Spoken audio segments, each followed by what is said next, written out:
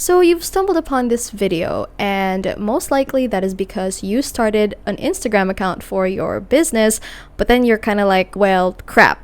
I need to post content and I have no idea what to post. And there's all these resources online that just get you even more confused on what type of content should you be posting that applies to your business.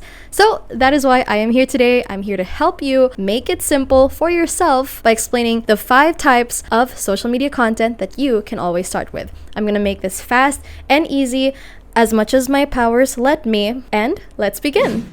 So how this video is going to be structured is I'm going to give you the type of content, what it means, what it is, and examples. For this video's example purposes, we're going to pretend that we are a aromatherapy company. Let's call it Quartz Aromatherapy, and we sell essential oils to women leaders in the corporate industry. And we are promoting our lavender essential oil. So we have our business name, we have our product that we're offering, and we have our target audience. Where do we go with the content? That brings us to number 1, relatable content. What do I mean by relatable content? It's basically content that allows the audience to relate to whatever it is that you're saying. Simple enough. And an example would be 3 signs that you are extremely overwhelmed by work pressure. Now, if you're targeting women who work in the corporate industry, they're going to scroll down, they're going to see that, and they're going to relate to it. I'm not saying that's the specific thing you should write, but it's an example of what you can write. Why are we posting relatable content? Aside from the fact that it is relatable, it helps the customer feel like they're understood,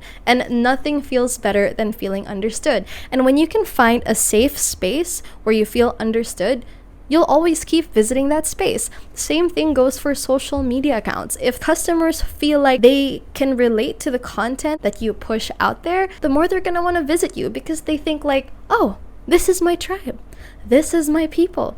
This is where I can belong. That is the type of emotion that we want to be getting from our potential customers. So let's move on to number 2. Number 2 is educational. Educational meaning you are informing customers about things that they might not have ever known about the specific product that you offer. But how can you translate that into content without sounding so boring and without sounding so repetitive like other companies out there? You as a business owner have the responsibility to master your product or service offering to the point where you know every single update or trend on that specific niche, on that specific product. So if there are new findings that no one has ever reported that you haven't seen yet, share away with your customers because they also deserve to know what they are getting into when they are looking at your product. And how are they going to see more explanations and more descriptions of your product? They're obviously going to look at your content. So if you can let them know, for example, 5 myths that you never knew about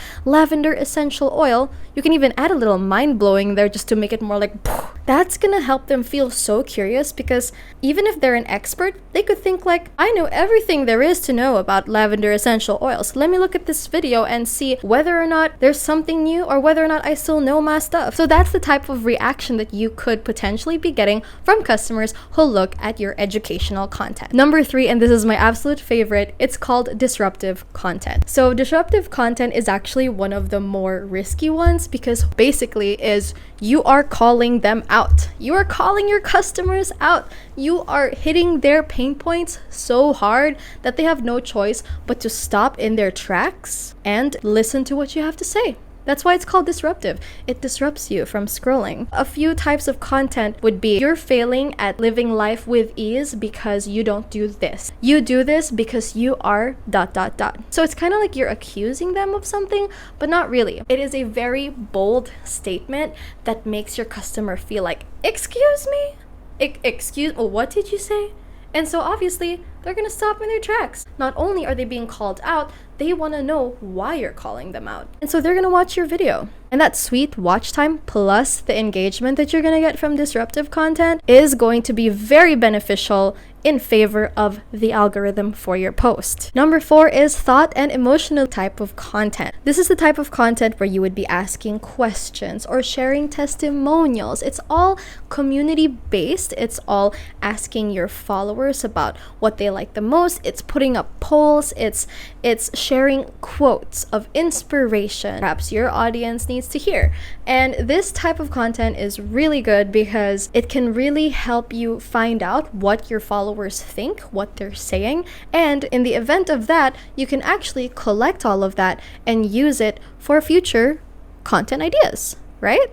Because what better than to post content that people are actually looking for? And so when you ask questions and when you have them answered, you get the key into unlocking more ideas for your future self. So a few examples of this would be, number one, you can do quotes. Number two, testimonials, because nothing is more inspirational than testimonials about how your product changed the lives of other people or how it made it way better for them. And if you don't have product testimonials from customers yet because you just started out, don't worry, ask your family or friends. Start off with that. That's how I started with my first business. A testimonial is a testimonial any way that you can get it, as long as it's not fake, of course. And number three is legit asking questions. So you can post it on your stories. You can even make a reel about it where you ask people A or B. And I really advise using options, multiple choice, because if you give them an open-ended question, that is too much thinking to do for the average person who is just scrolling through their social media. But if you give them options, they just have to choose A, B, or C if you add a C. It's a lot more convenient for your audience. And number five is the simplest and most straightforward one.